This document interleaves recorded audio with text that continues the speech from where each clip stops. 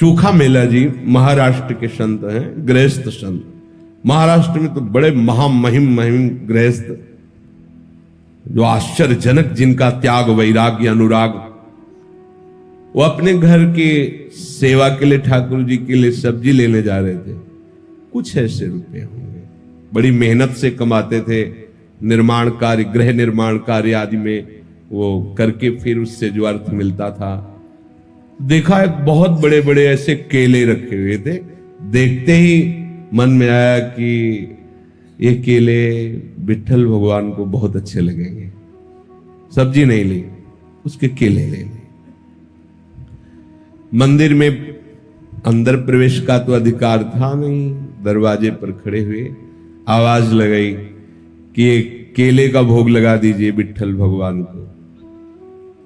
भगवान की बड़ी विचित्र लीला होती है। कुछ पार्षदों ने, निजी सेवकों ने उनको धक्का मार करके बाहर किया। बोले तुम क्या समझते हो, 2-4 बार नाम ले लिया तो इतने बड़े भक्त हो जाओगे कि तुम्हारे हाथ का छुआ हुआ भगवान भोग पालेंगे। उनको ऐसा कुछ इस बात से बुरा नहीं लगा कि ऐसा, एकांत में जाके प्रभु से बात करने लगे कि मेरा अपमान हुआ इस बात का, मुझे कोई दुख नहीं, लेकिन आपने ऐसा क्यों किया। हमारे हृदय में प्रेरणा की और फल देख करके मेरे मन में आया कि आप पाना चाहते हैं, आपके लिए ले गए। तो मुझे ऐसी जगह पैदा ही क्यों किया जो आपको पसंद नहीं सेवा।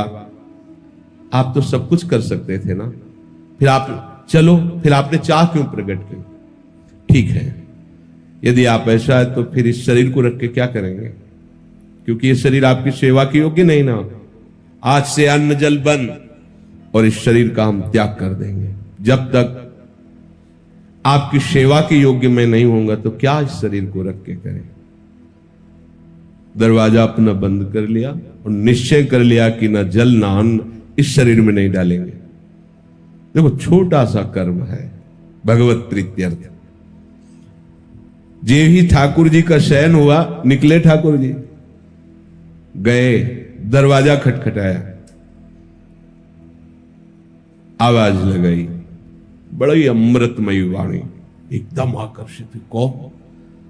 कहा चोखा मेला जी, बहुत भूख लगी है, खोलिए। जे ही, अब वो पूछ नहीं पाए आप कौन, जे ही दरवाजा खोला, अनंत लावण्य कांति रूप सौंदर्य बरस रहा है। नव किशोर अवस्था ठाकुर जी, एकदम आह भर के रो पड़े। आनंद समुद्र प्रभु सामने। प्रभु ने कहा इस समय रोने धोने के टाइम में मुझे बहुत भूख लगी है। आसन जो भी जैसा था बिछा, विराज ना आसन तुम्हारी गोद में बैठे। प्रभु गोद, वो केला जो लाए थे ना, बोले हाँ प्रभु, तो आप मानित करके भगा दिए गए, तो ला के वैसे बोले लाओ लाओ, गोद में ऐसे केला पवार, देख लो। प्रभु को ये थोड़ी है, प्रभु तो सबके हैं ना। प्रभु ने पाया, बोले आज जो स्वाद मिल रहा है वहां मंदिर में भोग लगता है ना, ऐसा स्वाद हमें नहीं मिलता। रुक्मिणी जी को भी पता लगे कि मेरे प्रेमी जनों के द्वारा दी हुई वस्तु में कितना स्वाद है, तो 2 केले दे दीजिए। मांग के 2 केले प्रभु उनसे लेते और सब केले पाए और बोले तुम आनंदित रहो, मैं उन्हीं का होता हूं जो मेरे लिए है।